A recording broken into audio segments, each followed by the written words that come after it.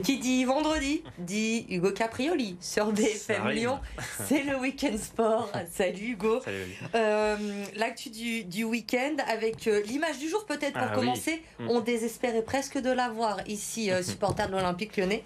Ryan Cherki est à Clairefontaine. Ça y est, le deal est arrivé. En effet, Ryan Cherki, ce vendredi vers midi, au Centre national du football français. L'attaquant de l'OL a été convoqué par le sélectionneur Didier Deschamps lors de ce rassemblement de fin de saison avec de belles échéances. Les phases finales de la Ligue des Nations. Premier match jeudi prochain contre l'Espagne avant la grande ou la petite finale. Ce sera dimanche 8 juin. Les rencontres se déroulent en Allemagne et donc Ryan Cherki pourrait disputer ses premières minutes avec l'équipe de France. On valide le style ou pas? Parce que c'est toujours très important. Oui, c'est important, il a réussi. Bon, on peut dire que c'est validé. Ouais. Allez, c'est validé pour Ryan Cherki.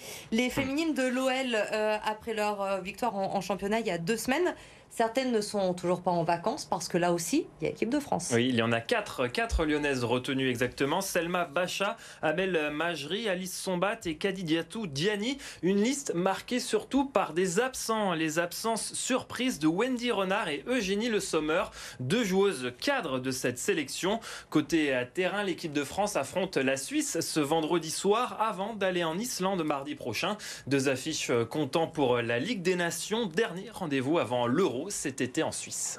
Le rugby également au programme ce week-end. Hugo, retour du top 14 après la finale de la Challenge Cup perdue la semaine dernière par le Loup Rugby. Et oui, l'heure est à la remobilisation générale. Défait lors de 4 de ses 5 derniers matchs, le Loup Rugby, toutes compétitions confondues. L'équipe de Karim Ghezal est mal en point en championnat, 11e et distancée des 6 premières places de barragistes. Dimanche, le défi est immense, un déplacement chez le leader Toulouse, mais pas de quoi effrayer les Lyonnais. Maxime Gouzou et Théo Millet en tête. Écoutez-les au micro d'Edouard G.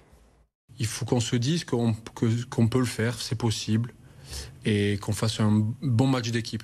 Voilà, surtout qu'on ne se mette pas le bouillon. On aura certainement des phases compliquées dans le match, mais il faut qu'on reste soudés et qu'on y croit. Potentiellement des 7e places à aller chercher, des places qualificatives pour la Grande Coupe d'Europe, donc ça serait idéal. Maintenant, on sait que ça va être compliqué, sachant qu'on va à Toulouse, mais on a des joueurs qui partent, on a une équipe qui doit se prouver des choses à l'extérieur et surtout contre des équipes comme ça. Donc à nous de faire le travail. Au Loup, la semaine a été allégée avec notamment une journée initiation au golf, mais entachée d'une mauvaise nouvelle, l'absence de son capitaine Baptiste Couillou, forfait pour la fin de saison. Coup d'envoi 17h30 dimanche au stade Ernest Wallon.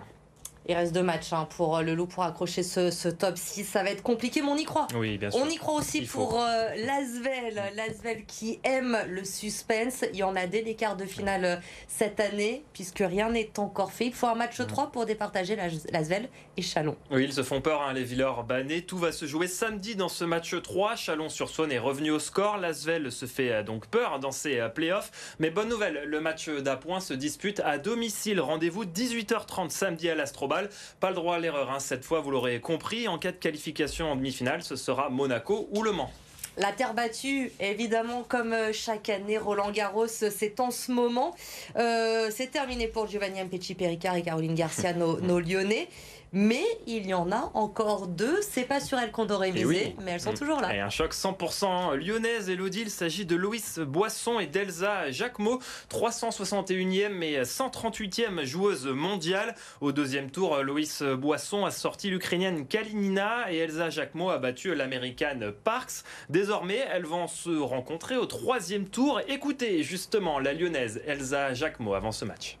C'est une bonne joueuse, je suis une bonne joueuse aussi. On est 2 Françaises, on est au 3e tour à Roland, c'est notre 3e tour toutes les 2, la première fois qu'on le fait. Donc je pense qu'il y aura plein de choses à savoir gérer. Ça va être un bon match, j'espère qu'il y aura pas mal de public. Je sais pas si on va jouer sur un grand court ou pas, mais j'espère, ce serait sympa.